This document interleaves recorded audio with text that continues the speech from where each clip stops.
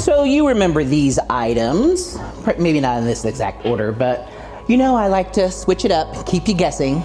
So we're gonna go from the cabinet to the entry table.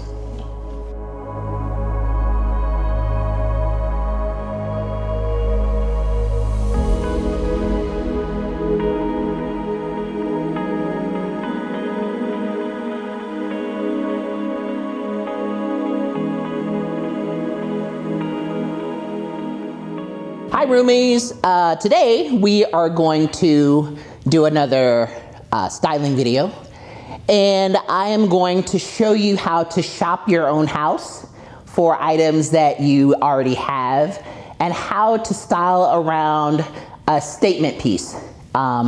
So we are going to restyle the entryway console table around the my favorite lamp. This is one of my favorite lamps in my house, and the picture, because the picture always stays there.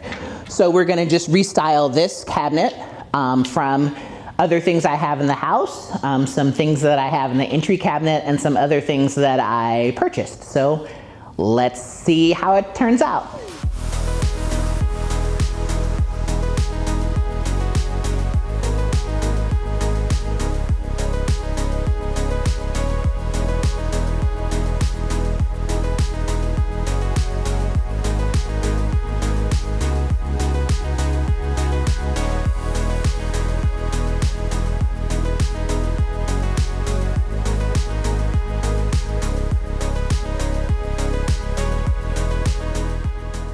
I'm also going to post as many links as I can to the items that I have. Just remember that some of the things I purchased may have come from HomeGoods or some other places where I can't post the exact link. You do have to stay tuned during the video because I'm gonna post the links throughout the video, not just at the end. So again, I'll post as many as I can, and for anything that I can't post, like from HomeGoods or something like that, I will try and find something similar and link that for you. Just trying to figure out what I would start with first. I try to have a picture of what I'm styling in my head, and then a view of what I'm going to take and put in its place, and then similar items to keep it balanced, and then things of different sizes and heights, or how to get those different sizes and heights from what I have.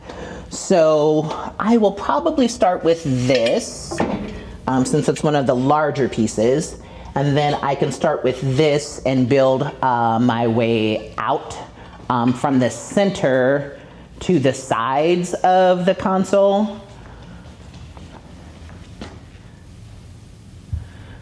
So the other thing I'll probably do is change the level of that and make it a little higher. And the best way to do that is always, so the reason why I like to change the levels of things, it gives your eye something to travel to, and it just makes the vignette that you're styling more interesting. Because if everything's all one level, it just doesn't make it like you really want to go and look at it or take a look at it, or it just doesn't make it as exciting. It keeps it too flat. So I try and style it where it's not against the surface. The other thing I'm gonna probably do is switch this book out to give it a little more dimension, and probably give it another color underneath here so it's not white on top of white. I wouldn't mind the white on top of black because there's more contrast, but I do think it should be a little higher. So I'm gonna go and grab another book, either from, let me see what I have over there. If not, I have coffee table books all over the house, and so I'll just try and grab one from another spot. Okay. This book. So this is what I'm gonna go with because it gives you a little contrast and color, a little more dimension.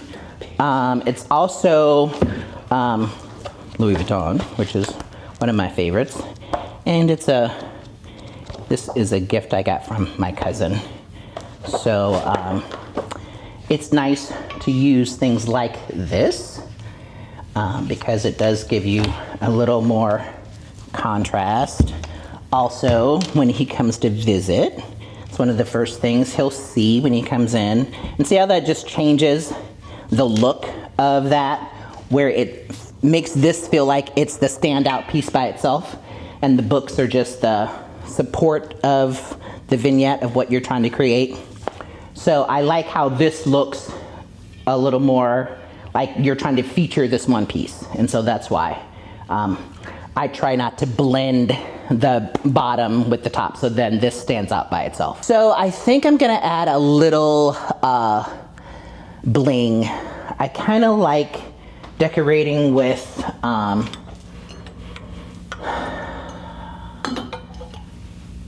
different metals. I like to mix my metals. Some people don't, but I just think when you do that, again, it adds another dimension of the style of what you're looking for. And there's really not ever a formula that I use for these, but I try and have the taller ones to the back and the shorter ones to the front. There is one more, so let me go grab that. So I grabbed this last one, and I also grabbed this book, Homebody, just because there is gold in that and there's gold in this. And so try to tie those two finishes together and just give you a little interest in that. And then I'm going to see what this looks like where it's a little off. Actually, let's do the tall one off the book, because that's probably gonna work out where it's not covered it up. And then move these kind of in between.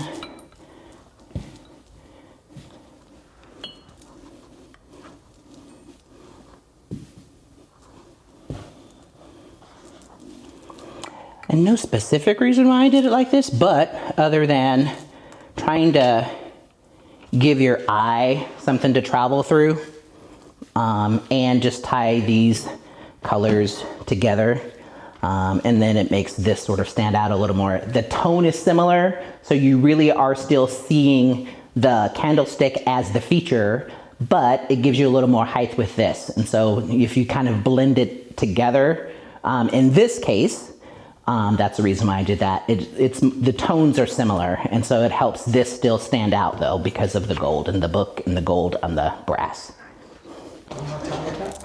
So what I'm trying to think of is what I want to do on the other empty side. And so to try to balance it, I'm going to try and do something of a similar height, or with a riser or a lift, which is usually a coffee table book or a box of some sort.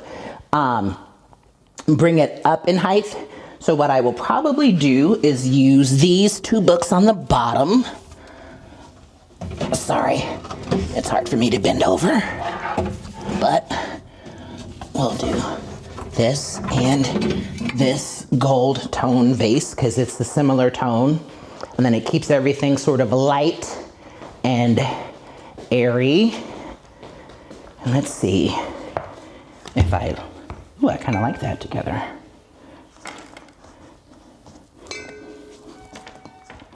So I like that.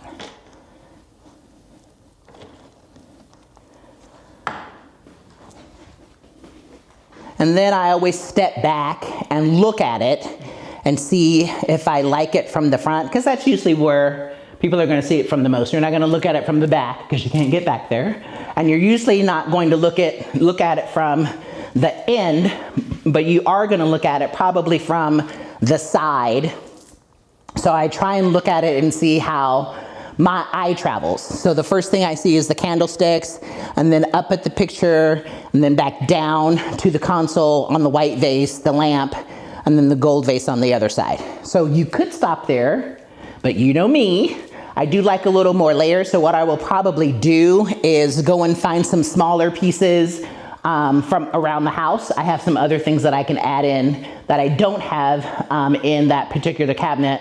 But these aren't things that I bought. They're things that I just have in the house, and we can just fill in the smaller spaces with smaller things. So I found a couple of things I love footed bowls because I like bowls of all sizes, but I like the footed ones just because it gives your eye another level of something to see. And the other thing is, if you are a person that does this, I don't do this, but if you have a bowl in your entry that you can keep your keys in or something on your way in and out, that's an easy place for you to throw it. I don't personally do that simply because at one time when we lived in Colorado, we had our house broken into and we left the keys in the front, and that's where they found our keys and got our cars and that sort of stuff. So I don't do that. Just a tip, if you're thinking about doing that, I don't do that anymore. The other reason I grabbed this particular bowl is because of the material. So it brings another piece of marble into the space, and it ties this together with the footed bowl because this is also marble. And so that's why I got that. This other piece is just a vase. I think I picked this up from HomeGoods, just like the bowl. But it also ties the tones of this together. I probably won't put this on anything because I think it's a good height where it is. And the textures are similar, the tones are similar, and it just sort of pulls all of this together. So these three are kind of the same tone in this triangle. That's the other reason why I did that. So I could do that.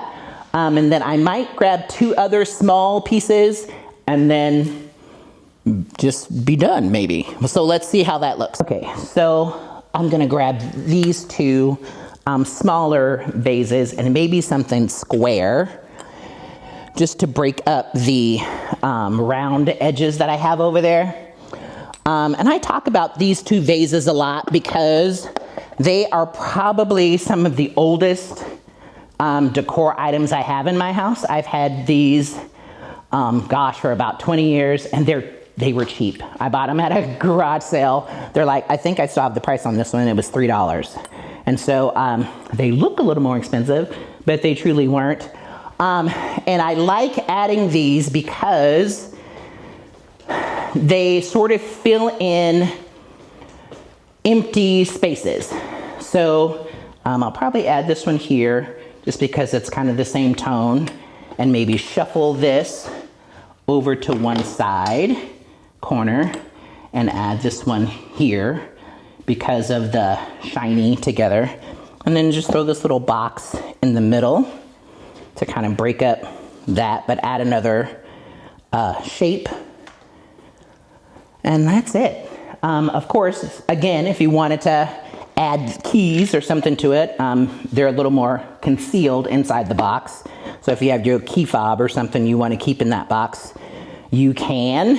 And that's it. All right, Roomies, so that concludes today's video. I hope that you are enjoying this kind of content and me showing you my thought process of how I go through some of these styling videos. Again, it's freestyle. I mean, I don't ever really overthink these things too much. I just have a process of what I go through in my head. And I think talking you through it hopefully will help you. And if you're liking videos like this type, then make sure to like the video and share it with your friends and share my channel and give them some ideas of where they can go and get similar types of videos or any other kind of styling tips or tricks that you might need or they might also want. And as always, I look forward to creating with you.